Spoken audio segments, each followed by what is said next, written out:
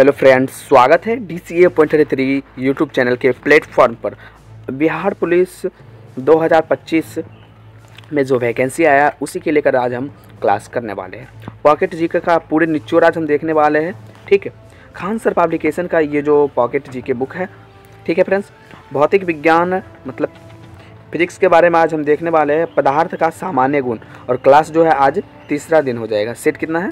तीसरा दिन। ठीक है फ्रेंड्स, अगर पहला और दूसरा आप नहीं देखें तो नीचे डिस्क्रिप्शन में मिल जाएगा, आप लोग जाइएगा और पहला दूसरा भी सेट देख लीजिएगा। ठीक है फ्रेंड्स, अगर लाइक और सब्सक्राइब नहीं किए हो तो अभी तक लाइक और सब्सक्राइब भी कर लीजिएगा। ठीक है फ्रेंड्स, तो चलो फिर हम सवाल की ओर बढ़ते हैं। ठीक है फ्रेंड्स,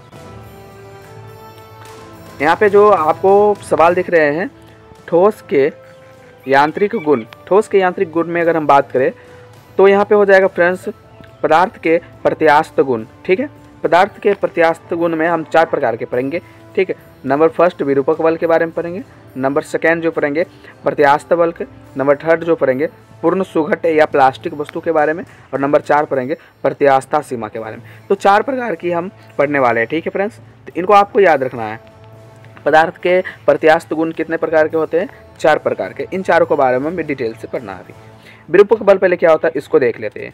तो विरूपक बल होता है वह बल जो वस्तु की आकृति एवं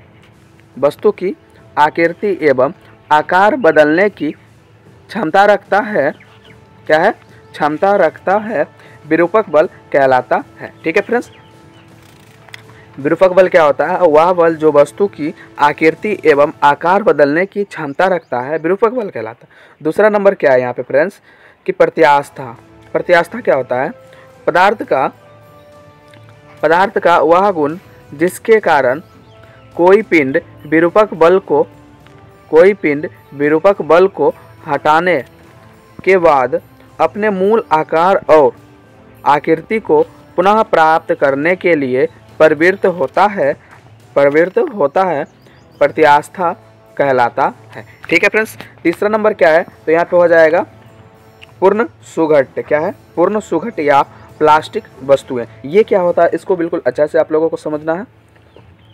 विरूपक बल हटा लेने पर यदि वस्तु अपनी प्रारंभिक विन्यास प्रारंभ करने की चेष्टा नहीं करती है, पूर्ण प्लास्टिक वस्तु कहलाता है।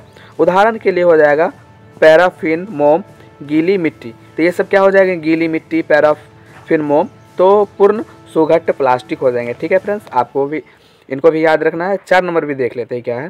प्रत्यास्था सीमा। ठीक है, विरूपक बल के एक निश्चित सीमा तक ही कोई वस्तु प्रत्यास्था गुण प्रदर्शित करता है। क्या है? विरूपक बल के एक निश्चित सीमा तक ही कोई वस्तु प्रत्यास्था गुण प्रदर्शित करता है। इससे ऊपर वस्तु अपने इस गुण का क्षय कर देता है, इसे ही प्रत्यास्था सीमा कहते हैं। ठीक है फ्रेंड्स, तो इन चारों जो है आप लोगों को बिल्कुल अच्छे से समझ में आ गया है। अगर कोई डाउट है तो कमेंट में आप लोग बताइएगा। तो चलो फिर हम आगे बढ़ते हैं। यहाँ पे आता है अगला प्रतिबल। प्रतिबल क्या होता है इसके बारे में हम जानेंगे अभी तुरंत। ठीक है फ्रेंड्स, टॉपिक क्या है? प्रतिबल। प्रतिबल यहाँ पे देखते हैं प्रतिबल क्या होता है। प्रति एकांक क्षेत्रफल पर पर्यातनन बल को प्रतिबल कहते हैं। प्रति एकांक क्षेत्रफल पर पर्यातनन बल को प्रतिबल कहते हैं। ठीक है फ्रेंड्स, दूसरा नंबर क्या पॉइंट है कि यह एक अदिश राशि है।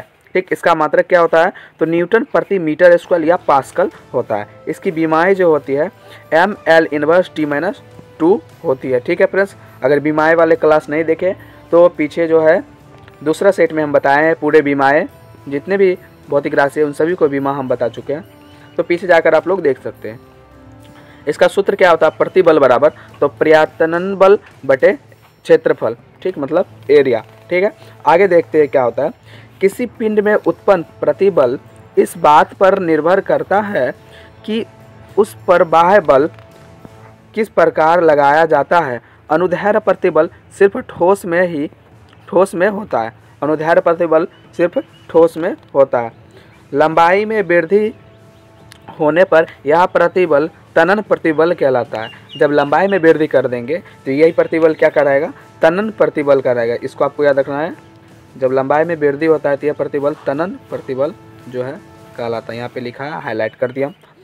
तो इनको आपको याद रखना है क्या कहलाता है। ठीक है फ्रेंड्स, तो चलो हम फिर आगे बढ़ते हैं। जैसे कि यहाँ पे पॉइंट नंबर है, यह ठोस, द्रव तथा गैस तीनों अवस्था में पाया जाता है। ठीक है, फर्स्ट पॉइंट है यहाँ पे, तरलों में सिर्फ आयतन प्रतिबल होता है।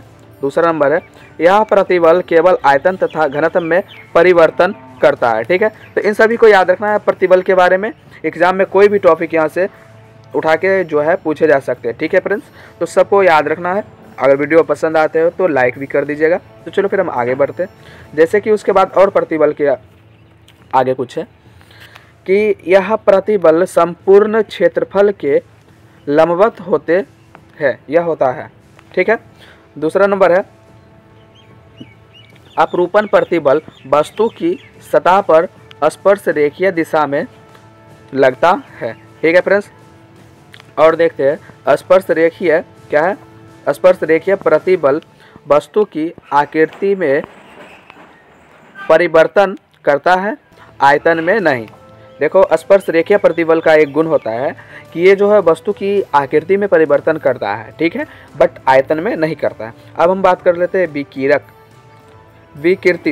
विकृति क्या होता है इसके बारे में देख लेते हैं। बीमा के अंदर से प्रारंभिक बीमा अनुपात को विकृति कहते हैं। इसका कोई मात्रक नहीं होता है। ठीक, कोई बीमा नहीं होता है, सिर्फ इसका सूत्र होता है। तो सूत्र देख लेते हैं क्या होता है। विकृति बराबर जो सूत्र होता है, बीमा में परिवर्तन बटे प्रारंभिक बीमा। विकृति कितने प्रकार के होते हैं इसको भी देख लेते हैं। तो विकृति मुख्य रूप से 3 प्रकार के होते हैं। फर्स्ट होता है अनुदैर्ध्य विकृति, सेकेंड होता है आयतन विकृति, और थर्ड नंबर में जो अगर बात करें तो अपरूपण विकृति हो जाएगा। ठीक है, तो विकृति 3 प्रकार के होते हैं। इस प्रकार जो है हमारा आज का क्लास जो है यहीं पे समाप्त होता है। तो फिर मिलते हैं हम किसी नेक्स्ट वीडियो के साथ। ठीक है friends, thank you so much. अगर आप लोग अभी तक DCA.33 यूट्यूब चैनल को लाइक या सब्सक्राइब नहीं किए हो तो लाइक और सब्सक्राइब कर लें। ठीक है फ्रेंड्स, ओके बाय।